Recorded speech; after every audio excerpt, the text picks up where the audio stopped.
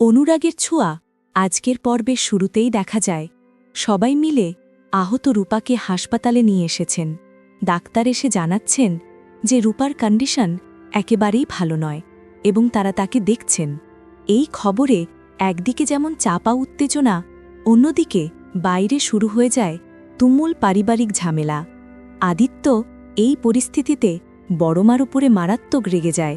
সে সোজাসাপটা বড়মাকে বলে, যদি রূপা সুস্থ হয়ে আপনার নামে বয়ান দেন তাহলে কিন্তু আপনাকে সোজা জেলে যেতে হবে।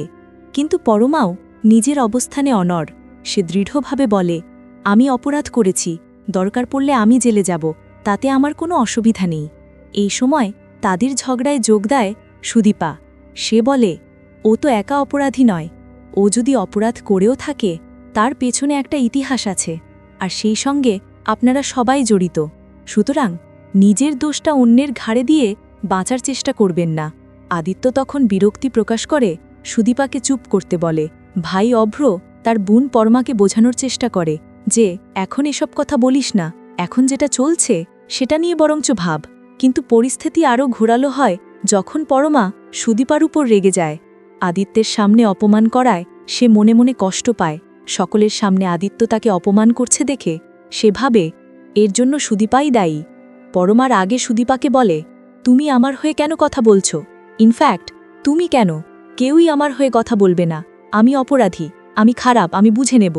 অভ্র তখন হতাশ হয়ে বলে, যার বোধই নেই তার অপরাধবোধ কিভাবে কাজ করবে?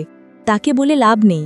ঠিক তখনই ডাক্তার বেরিয়ে এসে জানান যে রূপার একটি জরুরি সার্জারি করতে হবে এবং তার জন্য বন্ডে সই করতে হবে। তিনি প্রশ্ন করেন, আপনারা কে হন? সুদীপা তখন এক মানবিক পরিচয় দেয়। সে বলে, উনি ভবক ঘুরে, তবে এত ক্রিটিক্যাল কন্ডিশন হওয়ার পরেও উনি যেভাবে আমাদেরকে জিজ্ঞাসা করলেন যে আমরা ঠিক আছি কিনা, এটা একমাত্র মাই করতে পারে, তাই আমি মেয়ে হয়ে ওনাদের হয়ে সই করব। ডাক্তার রাজি হলেও জানিয়ে দেন এর জন্য একটি মোটা অঙ্কের টাকা রিসেপশনে জমা করতে হবে।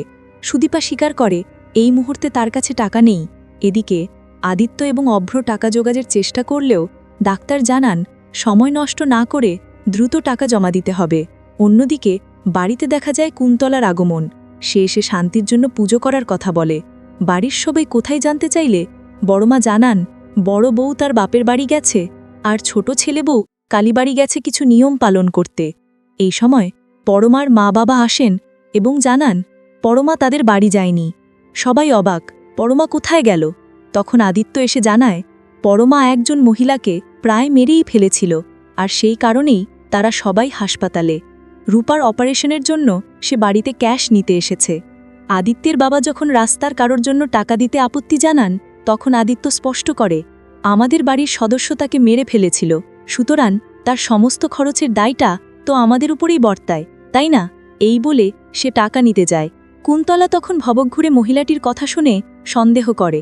তার মনে হয় রাস্তায় দেখা সেই মহিলাটি কি এই পরিস্থিতিতে সুদীপা এক বিশাল আত্মত্যাগ করে।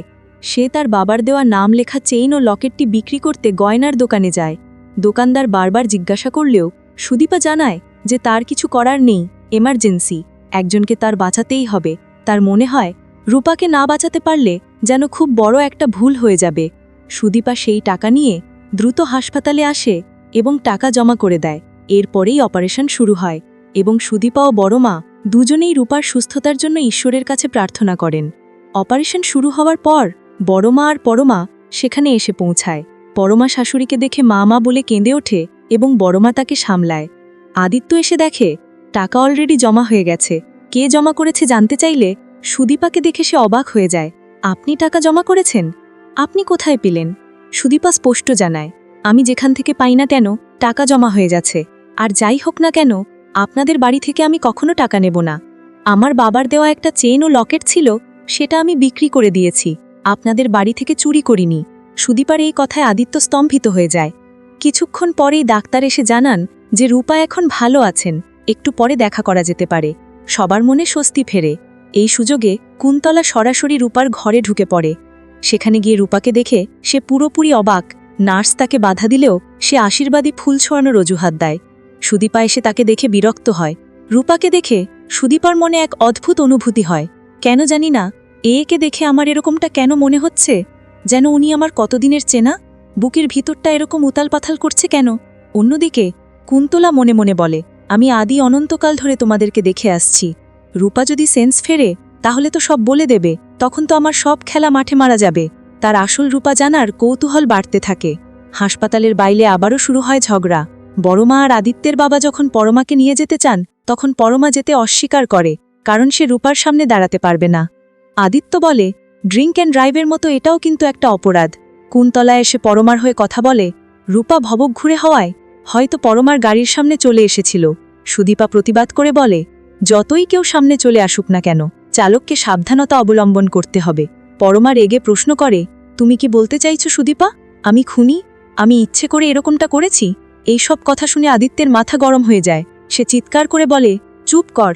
রাগে সে নিজের হাত নিজেই মারে। ডাক্তার এসে পরিস্থিতি সামলান এবং সবাইকে চুপ থাকতে বলেন। সবাই যখন চলে যায়, কুন্তলা আবারও রূপার ঘরে ঢুকে পড়ে। মাথার কাছে বসে মন্ত্র জপ করতে থাকে।